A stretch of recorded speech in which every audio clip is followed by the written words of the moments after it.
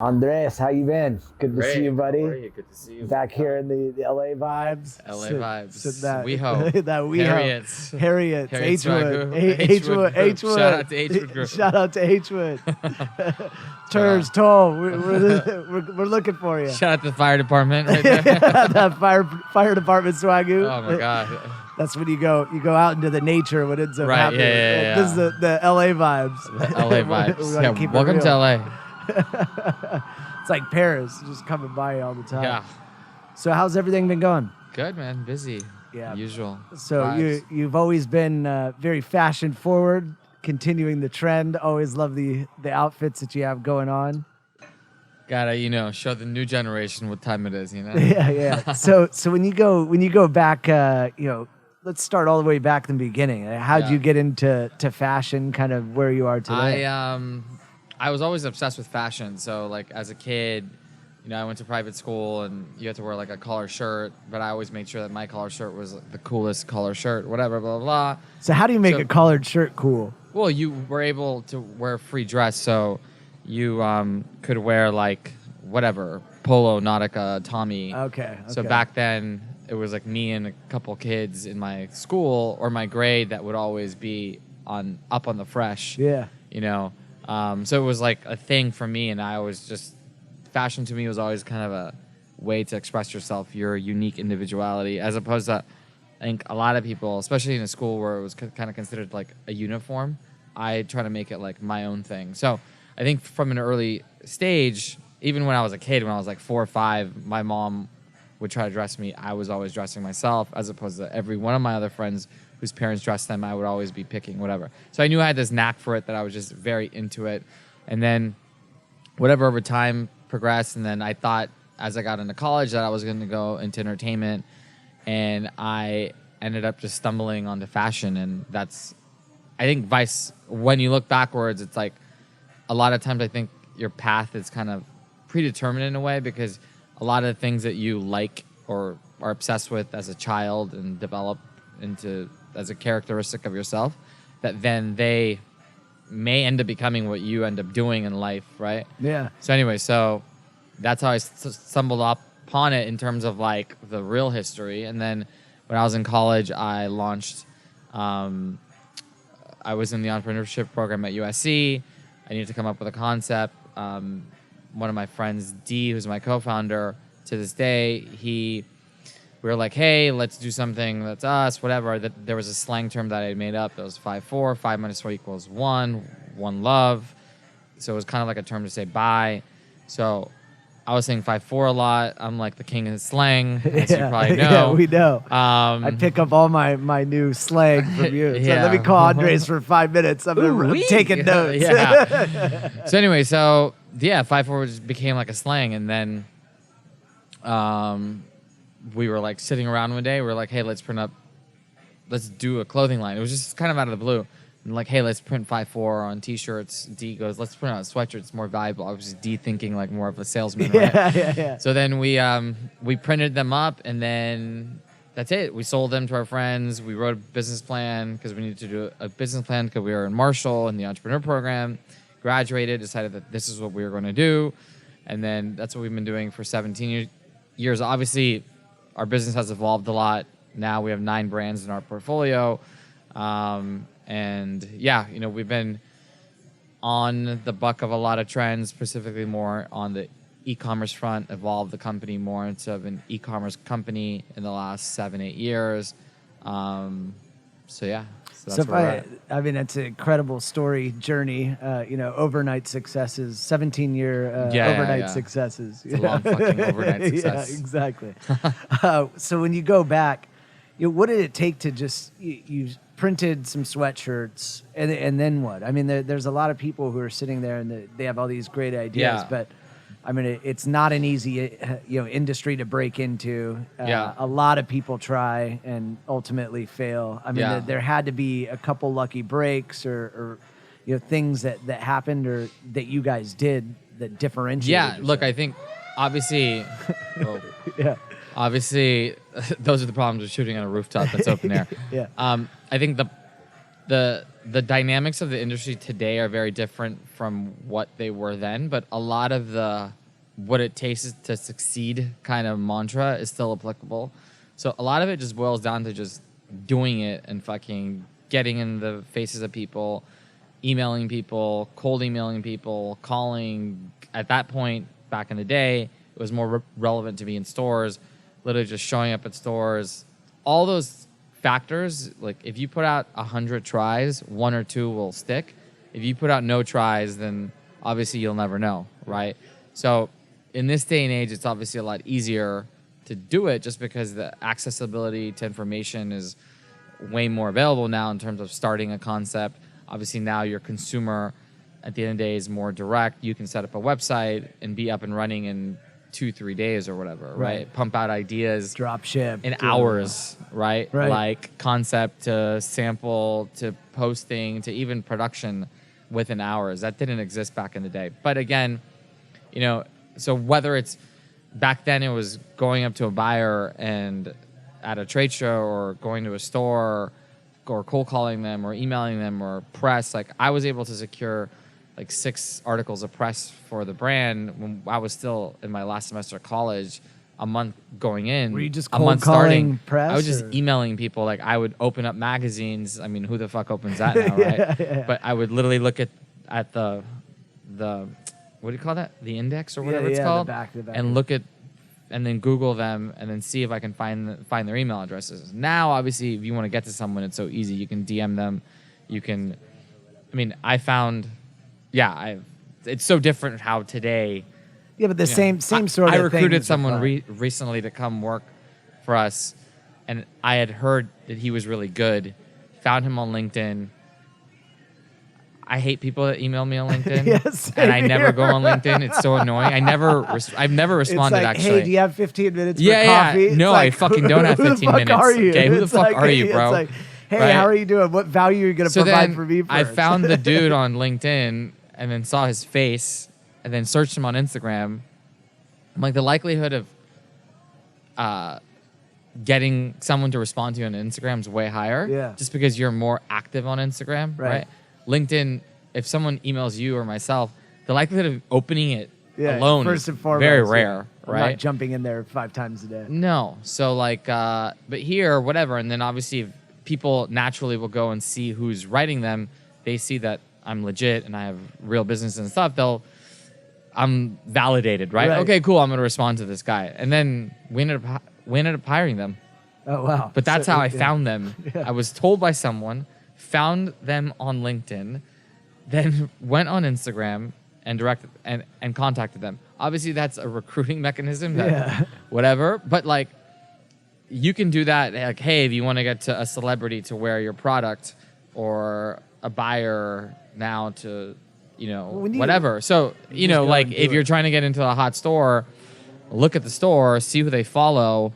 You can literally go one by one by one by one, and a lot of these buyers have their titles in their Instagram profiles. Then you DM them. It's like you have to get a little stalkerish, right? Because that's the new.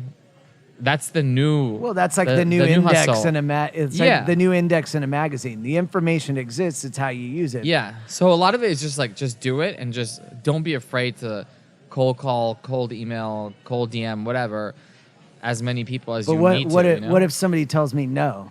And no, and no, and no, and no, and no. I think a lot of it boils down to first, how good is your product, right? Because if you have a good product and you show them that in the pitch or whatever. In your pitch, in your DM or your email or whatever, then the likelihood of them at least being engaged will be way higher, right? If I'm pitching you something that everyone else has, I mean, this is a separate conversation, but like what I tell every entrepreneur, whether it's fashion or whatever CPG idea, it's like, yo, first, is your product unique? Why your product and why you? Like, you really have to think about that and come back to me. Like, I had someone recently that was trying to pitch me to do a venture with them. And I have respect for this person, but he didn't think it through when he came to talk to me, right? And I'm like, why? What's special about the product? And he told me, I'm like, there's nothing special about that. There's 50 other products on the market. And you're going into this category that's heavily flooded with people with a lot of money big companies, hot new brands, whatever, like, how are you going to stick out? And your story of you telling me that you're destined to do it isn't good enough, in my opinion. Yeah. So you need to go back to the drawing board and come back with a proper story, because your product may be great, but your story isn't good, then you're fucked, right? Right. So product and story are hand in hand, because story is going to influence your marketing, and it's going to influence, and it's going to be a guiding direction. But when you know? look at story, because a lot of people, one thing the internet's done, especially Instagram and other channels, is the internet is kind of, or social media specifically, is opened it up to where people can call bullshit, very quickly. So, like, if you're at the same time, people can create facades and lies very quickly and smoke highlight and mirrors. reels. Yeah. So Instagram is a smoke and mirrors. Most people live. They can't pay for a drink. Not they're everyone in, has a Milan. private jet. Yeah, I mean, dude. Yeah. I've still been waiting. I'm like, man, those people are crushing it. I'm like, dude, you don't have a lick to your name. Yeah. So do you think, like, the story is like just articulating an interesting story from a marketing purpose, or is it finding your true meaning or passion around why you wanted to do it? I think part of it is like the authenticity of the story, right? Yeah. And like how authentic is the story to you and why you're doing it, right? And it's easy to weed through the noise once you start looking at it from that perspective as a buyer or as a whatever, right? And then, like, I think what matters a lot now as an entrepreneur to oneself and also to your end consumer is like your mission and your purpose, right? So if you integrate all that in and you have a great product, your product needs to be great to begin with. Like, before I even read your story, you have to, like, engage me with there's gotta be some a sort hook. of a visual. There's gotta be a hook. You're selling me clothing, like, the product has to stick out. It can't be like, oh yeah, I make this great t-shirt that's really soft and nice. Okay, bro, there's 1,000 fucking brands that make soft, nice t-shirts. You know what I'm saying? So, like, I think that's a big part of it, that you really have to get your authentic story down and purpose, and then your product. Working on your product, and both can work hand in hand, and then both can evolve with each other, but they need to be tied into each other. Right. Because at the end of the day, one helps the other and vice versa. Yeah, it's basically two pillars that you need to have. Those are the two starting pillars of everything. Yeah. Then obviously you need to, before you even go and do it, you have to assess the market, do some due diligence to see whether or not there's a viable market, scalable market for it. Yeah. Or there may be a All that ceiling jazz. that exists there, like, that you don't know. It's like, right. well, there's only a small finite of people. We were meeting with somebody, and he was really big into cannabis, and it's essentially there's an inherent ceiling. Like, my mom's not going to follow a cannabis guy. Like, right. like that. Not to say it's bad or anything like that. It's just there's a ceiling to the addressable market for what he was pitching. Right. So, going back to FiveFour and then now Menlo Club, was it just you and D when you first started? Did you have any employees? How did that kind of evolve? Yeah, I mean, Menlo Club, when we started it, we had been 10 years already in apparel. So FiveFour for the first 10 years was a wholesale brand that sold in up to 1,000 stores at our peak. Obviously, when retail went to shit between 2008 and 10, we rejigged what we were doing. We launched 3-4 stores in LA. It was okay. They made money. They didn't really. Some profited, some broke even, but nothing where we saw like, fuck, there's gonna be like your massive boom or whatever, right? No gold mine. Huh? No gold mine. No jewelry money. Yeah, no jewelry money. No jewelry swagoo. Not like I even wear any jewelry, but yeah. But yeah, so then we're looking at new ideas, new opportunities, and I think sometimes in points of desperation, you come up with like great ideas. And then I had seen this new wave in subscription happening primarily in women's space, and there wasn't really anything in men's that was like convenient, accessible, vertically integrated brand that can offer things at a good price, whatever, the whole fucking nine, right, that consumers want. So that's when I spent like 6 months developing this in-house and then launched it in May of 2012. And then that's what fundamentally changed the direction of the company. Because now, for the first year and a half, it was doing okay, whatever. We're still doing wholesale, still had stores. We had like our hands in everything. And then that thing fucking exploded in like 2014. And then we decided to close the store, close e-commerce, close wholesale, close everything, and just focus on this. And then the company like fucking ballooned. And then we started seeing more opportunities in e-commerce. And then 3 years ago, we launched a brands group, essentially, where we created new brands. So we launched a brand called New Republic 3 years ago. It's almost 3 years ago from July 16. We launched an activewear brand. We launched an eyewear brand. And then just recently, we launched 3 new brands in the last 6 months. So what are the newest ones you have? So New Republic and Grand AC. Grand AC was the activewear brand. Oshento was the eyewear brand. And then this last 3 brands, one is these brands are all in partnership. So the difference between what we're doing now versus back then is that instead of creating a brand from scratch internally, it's very hard to do that. Right. We decided to go find very talented people that were more on the creative and marketing side, that they did that function, and we did the functions that naturally we built out, not like we were great at them, but we just became great at them because through trial and error through the years, it was part of your business, logistics, warehousing, like the non-sexy shit that you have to do, right? So we ended up doing that. So then, the brands are called Less Gray. It's a footwear brand, premium footwear brand that sells in like Barney's, Louis Vuitton, Roma. So it's more Selfridges. luxury. More like high street luxury. Then a brand called Club Fantasy.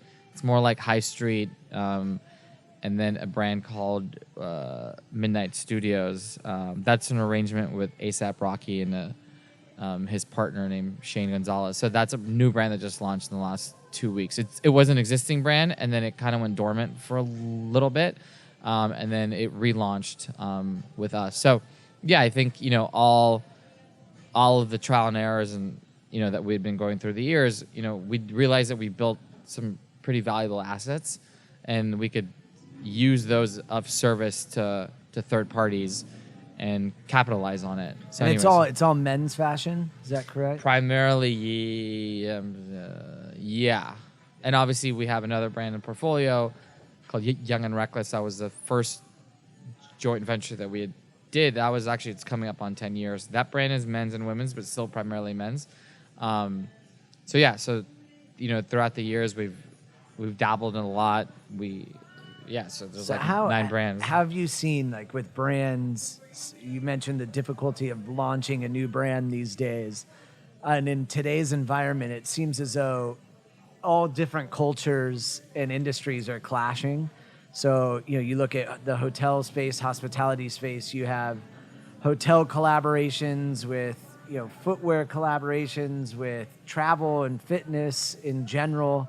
I mean, and food's another big thing. Are you seeing kind of a lot of these worlds intersect, or like within fashion? Yeah, because I think everyone now more so sees the instant reward of collaborating with people, because there's social media and there's like things that you can find metrics towards your collaboration or whatever. And obviously in the last 10 years, the term lifestyle has become like a thing. It's become an industry. It's become a category, whatever. And we've been doing it forever, but now it's been classified as something, right?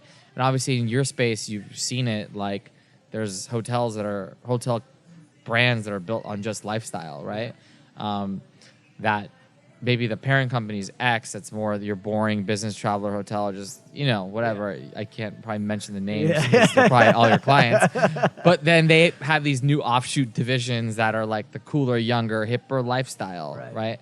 That do the collaborations, that do content, that are sponsoring a ton of different things, from media to fashion to booze to whatever. I see it because I think at the end of the day, like, it creates validation for brands, and people want that validation as a form of currency for your brand value. And it becomes something that if you're a big hotel company, which obviously these people are dealing with big numbers, big finance, probably some sort of big backer at the end of the day, they need to show them that they're cool and relevant. And it's probably another slide on the deck to the private equity guy, but it's cool. Right? So then they may not, it's lifestyle. They may not understand it, but like, they'll just be like, oh yeah, they check that box that you need to do cool lifestyle shit. Right? And so I mean that's like their perspective on it. Like, what's your perspective on it? Because you guys have done collaborations. You're into all different types of industries. You have restaurants. You're obviously tied in with a lot of the restaurant nightlife concepts. Not just within town, but all over the world. You travel the world. I'd say you're worldly. But you must see it even from your vantage point. Like, the suits may not understand it, or the PE guys might not understand it. Or that page, they just think it's cool, or they're like, "Oh, ASAP Rocky's there, dope," and they go show their son, like, "Look, I'm with ASAP," No, I definitely think it works because, you also live in a day and age when like the knowledge of what's cool is very easy to access because of Instagram. So like. Sure, I go into a hotel and I want to see certain brands there. I want to order certain beverages, certain kombuchas, certain this, certain that. And it's important for them to have those things because the customer, who's in this case, for instance, if it's a hotel, the hotel guest is like, oh, wow, these fuckers are progressive. They just don't have like I went to a hotel recently. I forget which one, but like they didn't have Coca-Cola or Sprite in the fridge. They had like Harmless Harvest coconut water, the kombucha 8 or whatever it's called, the trendy one in Erewhon and all that shit. They had yerba mate tea. They had like all the hot brands in CPG. They had like RX bars, like shit that you're like, fuck, like the buyer is relevant. They're just not ordering Snickers and Milky Way and Coca-Cola and shit. It's like, oh, that is a lifestyle, right? That the lifestyle that I lead when I travel, I want to stay at those hotels that suit that lifestyle, right?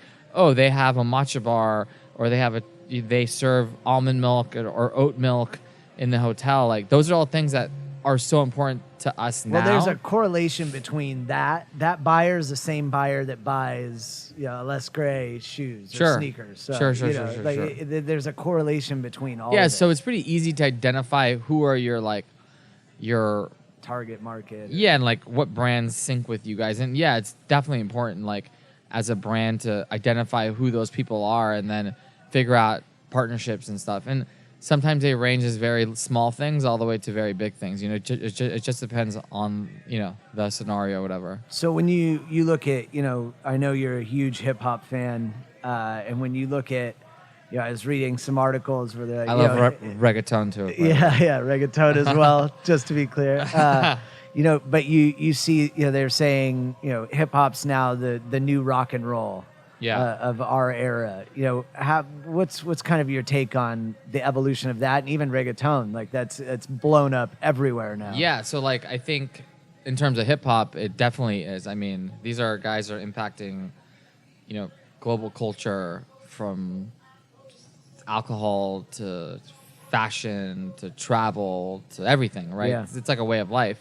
I'm not the biggest fan of all the new hip hop. Obviously, I'm like a huge Drake fan. Obviously, Jay-Z, Kanye. I'm more of like that. I think Drake is the greatest. Yeah. And we are the North. Yeah. So, but in that sense, I think that they are the new rock stars. I think rock is just a category that, I don't know, it's just not cool anymore. Yeah. I never really thought it was cool, so it didn't really like impact me. And then like reggaeton it's interesting because I'm very, very involved with Latin culture, and I started a party a year ago that became like the hottest Latin party in the city now, and we're doing it globally now. Well, since we're here in the city, what's the party called? It's called Altuntun. It's basically like it's a movement that I started. Just literally, I wanted a cool place where I could be with my friends, primarily of Latin descent. We just wanted to go somewhere cool to listen to Latin music, and obviously Oye Papi had to go Papi there.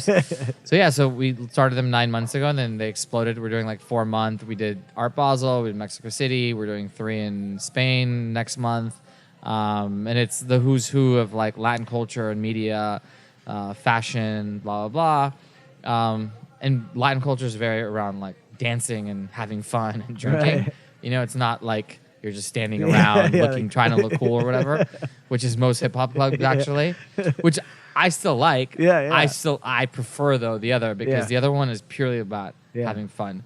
It's vibes. It's 100% vibras, bro. Vibras. So yeah, and then you see like the new categories like a reggaeton, and it's new to the mainstream, right? It's been around for a long time, but it's, you know, I was talking to someone from a big label yesterday, and he was telling me how like artists that were getting advances for like $100,000, little as 2 years ago, are now getting $2 to $10 million. Wow. Like it's pretty crazy how hot the that's category evolving is. and blowing up. Yeah, They're and not paying without an ROI. No, and obviously like there's a lot of forces why that movement has become very big, very fast, as opposed to how long it took hip hop. Yeah. You know, hip hop obviously was it grew up in a time where I think racism was still a lot very more prevalent. There was a lot of negativity around the lyrics and stuff like that.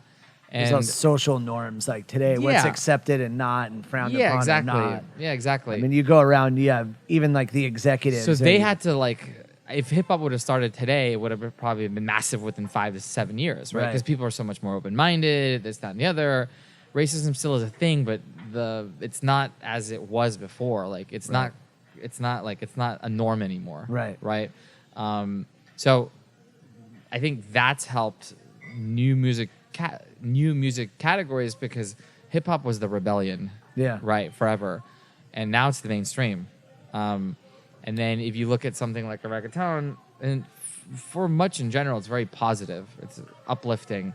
The vibe in general is just more. It's more. Well, people dancey. are always just like up, and it's like. And you can't ignore there's 50 million Latin people in this country alone, plus another 600 million in the Americas. So knowing like where that's going, how are you injecting like your fashion and your passion, your fashion? So everything? we're actually launching a concept in the fall revolving around merchandising for Latin culture. So that's a new initiative that I created within the group that, again, we're going to see how it goes. I'm working literally like I had a meeting on this yesterday and today and another meeting on this tomorrow. We're looking to launch my goals by September. But yeah, I've become immersed in this world the last few years. And I think it's honestly one of the biggest opportunities that I see in CPG media in general. So I'm doing a lot of things as well on my personal side that I'm fully going into this. And, I think the culture needs it. The culture needs something that is elevated, that celebrates us, and that brings it to the world in a way that is perceived in a global manner. That. So what's your family background? So I was born in LA. My mom and dad were born in Ecuador, and my mom is Lebanese Spanish, and my dad is Spanish. Oh, wonderful. So you grew up in a worldly household. Yeah, no, it's weird because we had this duality I had this duality where you grew up at home speaking only Spanish, and then you grew up, but school is English, right?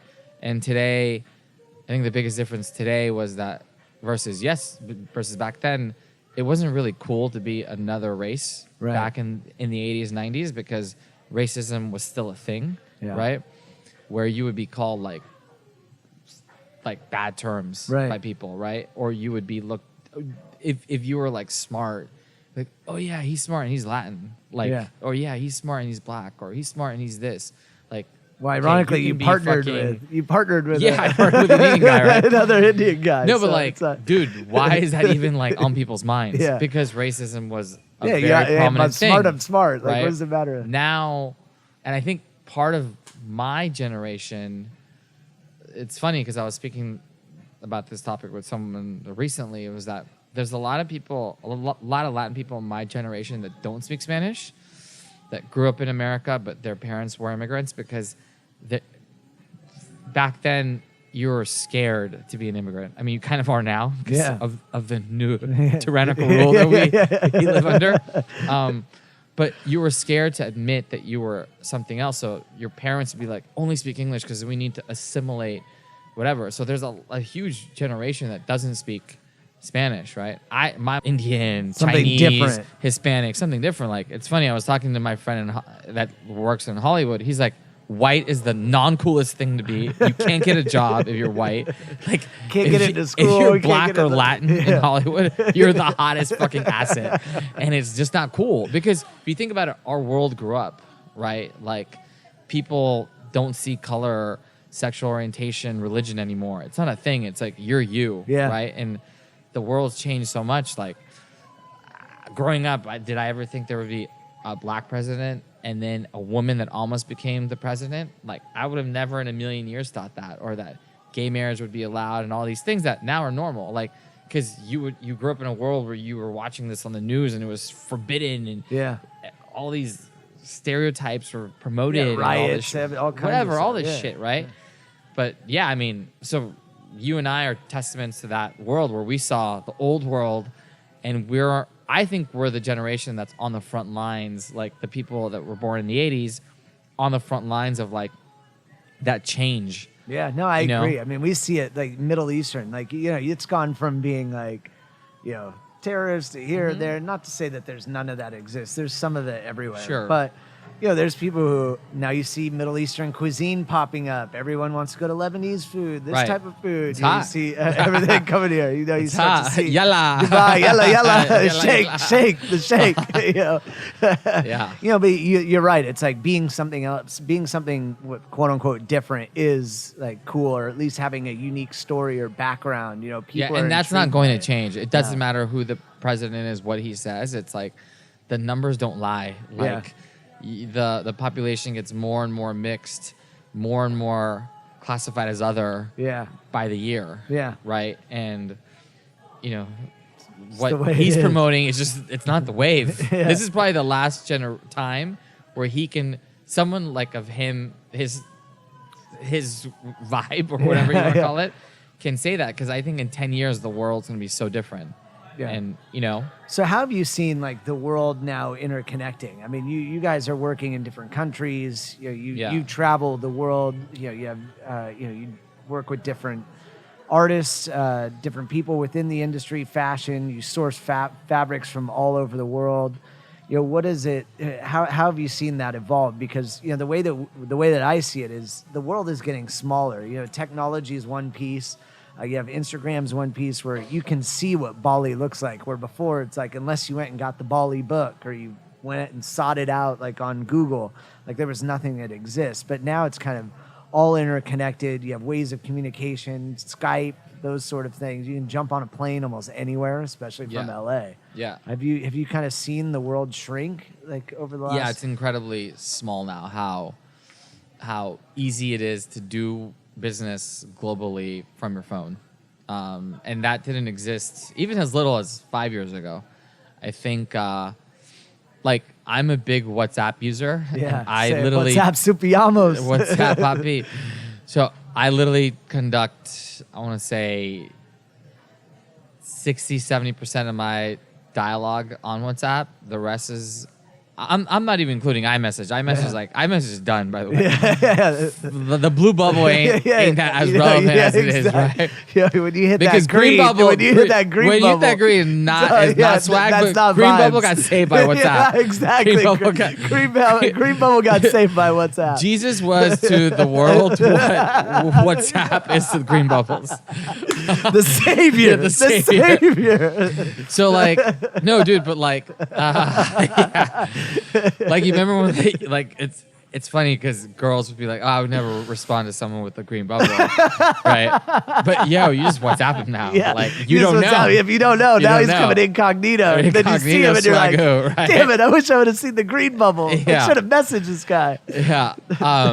No, but yeah, the world being small. So yeah, no, it's pretty I crazy digress. though. Yeah, it's pretty crazy though because I speak to people on WhatsApp around the world. You know, I do business on WhatsApp.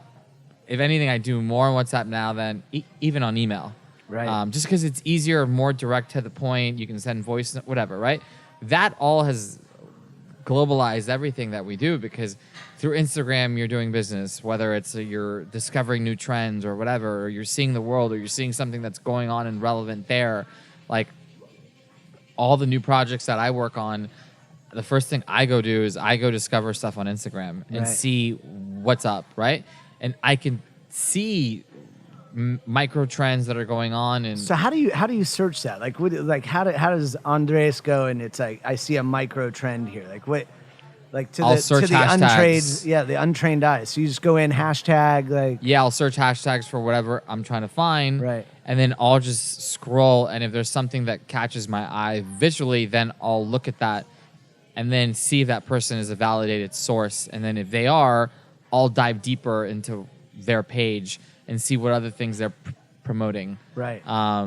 This works in fashion, in food, anything. in travel. I can tell you in travel because you go and you see people who are like, oh, and I'm then an influencer. you're able to, like, for instance, I own a chain of vegan restaurants. A lot of times I design the spaces off of Pinterest and Instagram from literally my phone in bed. Yeah. And I just, like, I'll be on WhatsApp with the architect. I'll send him pictures, circle stuff, because the WhatsApp tool has a circle and whatever the markup tool, whatever it's called. And you do that, and that's so quick and easy. And I could see a coffee shop in Sydney has this one design detail that's cool, and then a restaurant in Paris, and then a bar in Milan, whatever, right? And it's the world's at your tips, Yeah. And When you see, I remember one time, I believe we were in Istanbul or maybe Mykonos, wherever we were traveling, Mexico City, Ibiza, whatever that may have been, all over the place.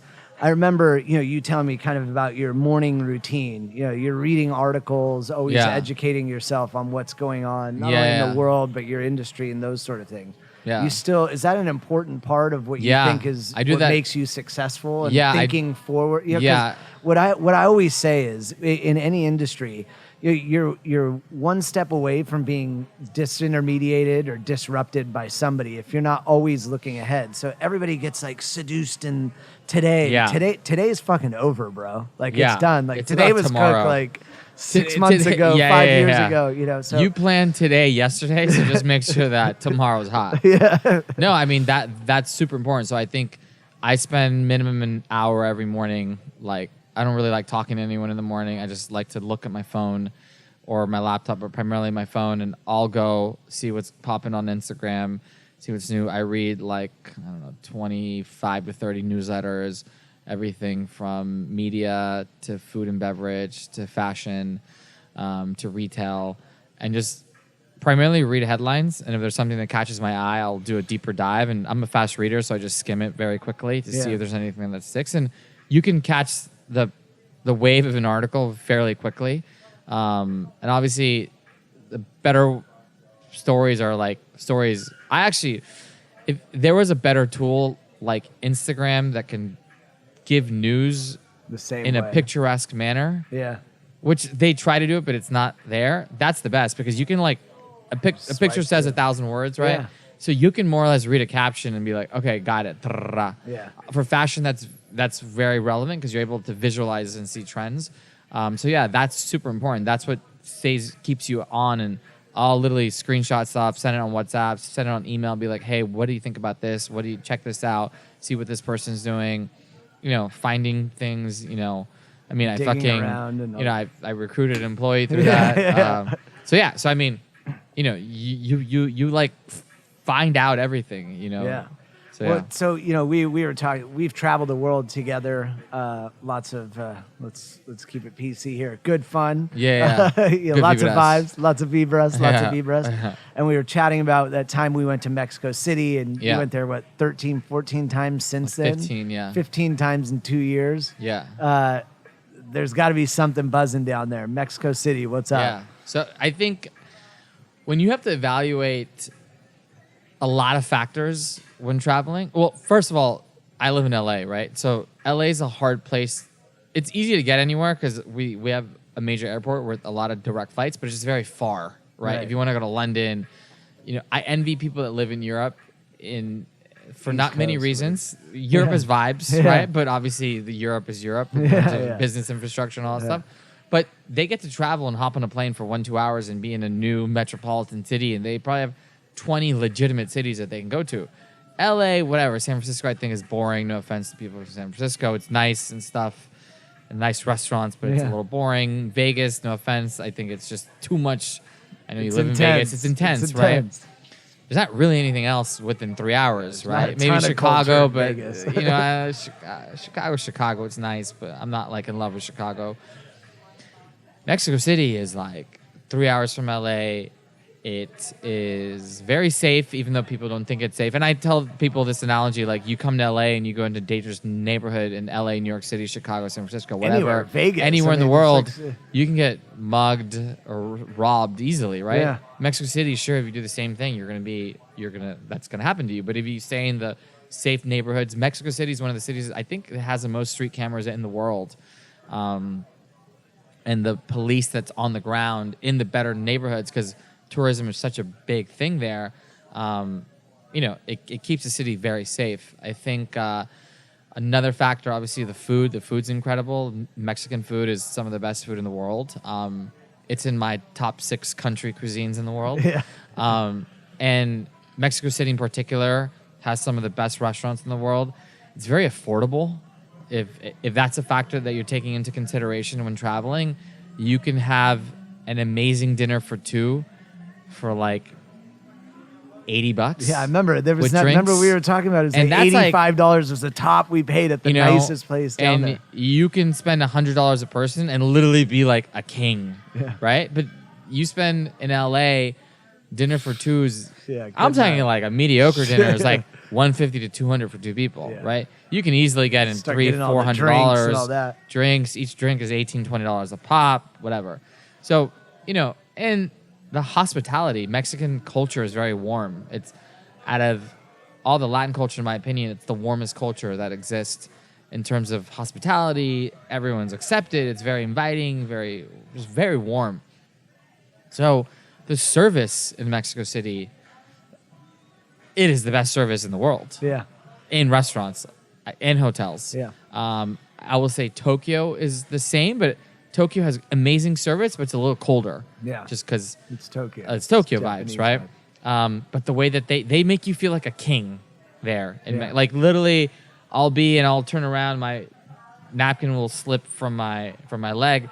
I'm not kidding, within 2 to 3 seconds, the guy's bringing me a new napkin and asking me if everything's okay. And there's a ton of great restaurants. If you like to party, the partying there is incredible. If you like bars, they have incredible bars. There's incredible hotels. How about shopping? Shopping is cool. It's not like great. Yeah. I'm lucky I get to travel the world. So I shop like this year I only did really 2 big shopping trips. I did Paris and Tokyo. But you don't but the thing that's always interesting about your shopping, it's not always designer stuff. No. Like you're like finding like vintage stuff. Yeah. You like it depends on the city. So Tokyo, I'm not really shopping. I'm shopping a little designer, more national brands. Paris, I'm shopping more designer. But in every market, I'm looking for vintage and cool retro shit.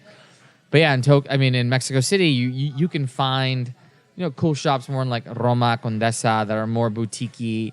My friend Anwar has a really cool brand called Mexico's a Shit, and Anwar Lion. He carries a bunch of brands out there in his shop. It's cool. And there's a lot of brands in that kind of zone that are cool. And obviously they have the luxury stuff as well. Like all the major brands are there. And there's every trip I go, I discover something new. So like this last trip I went for my birthday a month and a half ago, there's a river called Xochimilco.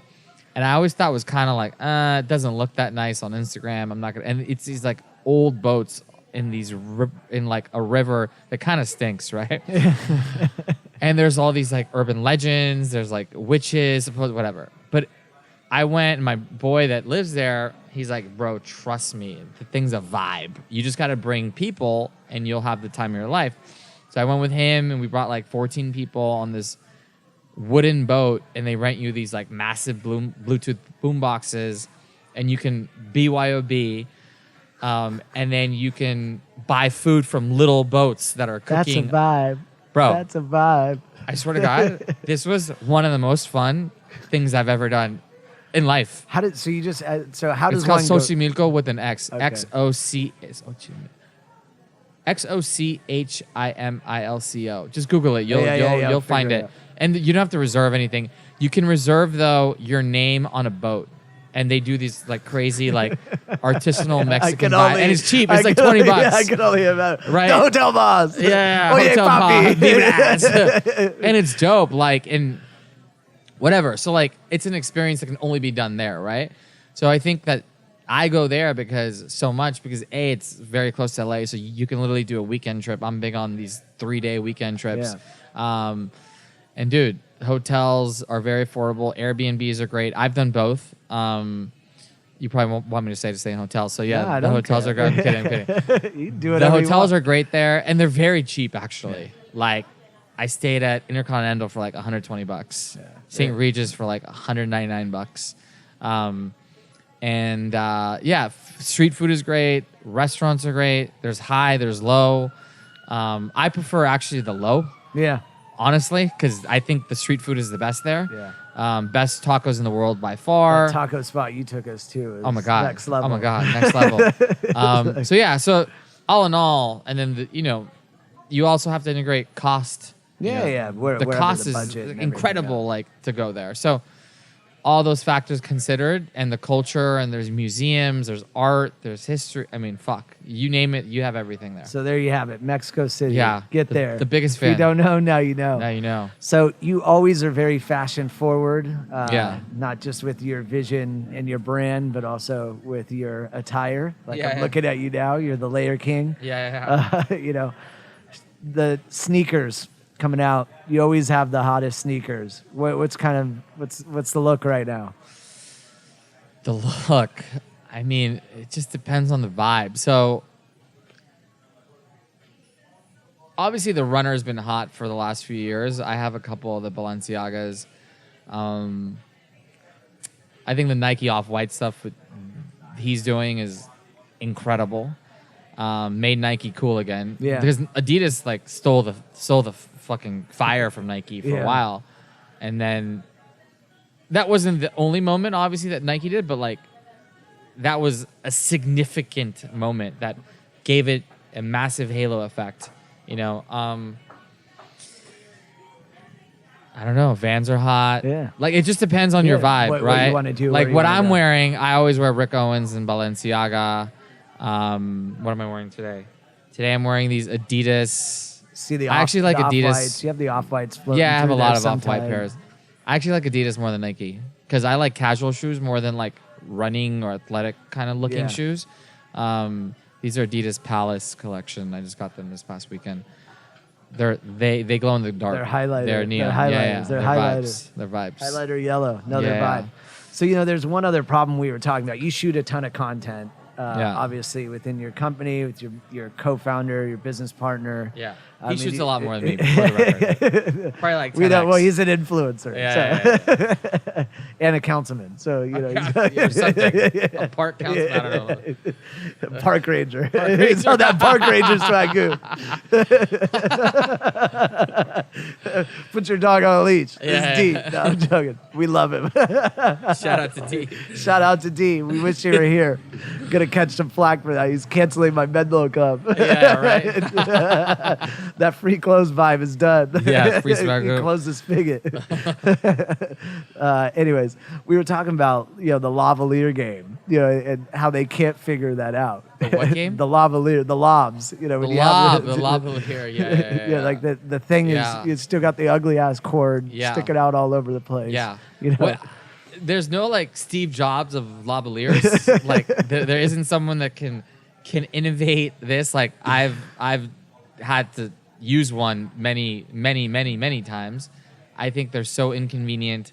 I think technology, like I was telling you, we can send people to the moon on a vacation now, and cars run with no gas, but you can't figure out a fucking wireless mic. And they exist. I heard because I asked someone. Yeah. Like, yeah, but they're not as good. They can loot whatever. Like They disconnect. figure they don't something. work. Yeah. Figure something out, dude. Like the world, like. It's easy now. Like planes, I think something like most planes now just fly on buttons that. That's like not having AirPods. Yeah. Come on, bro. So anyway, the lavaliers, they need someone needs a Steve Jobs. Somebody that. step up. There you go. You Yeah, wanted bro. an idea? Figure that one out. Yeah. Well, Andres, appreciate your time. Thanks As for having always, me. always good to see you. Maybe we have a tequila after this. Vibras, always. But yeah, Or thanks. gin. Yeah, or gin. Yeah. We'll go both ways. We've got to pick a Pause. lane though. Yeah, Cool. looking forward to our next trip. Best of luck in all your ventures, everything you, you brother. guys have Appreciate going on, it. and congrats. Always proud of you. Thank and you. Love watching you from the outside Thank in, you. looking at you. The guys' hotel success. boss, influencer. Oye, papi. Oye, papi. All right, thanks, brother. And that's a wrap for today's business class. Enjoy today's podcast? Feel free to leave a review on iTunes or share this episode with a friend. Want more Hotel Boss in your life? Who doesn't? Subscribe to my YouTube channel or follow me on Instagram. Simply look up @TheHotelBoss. Until next time, Hotel Boss out!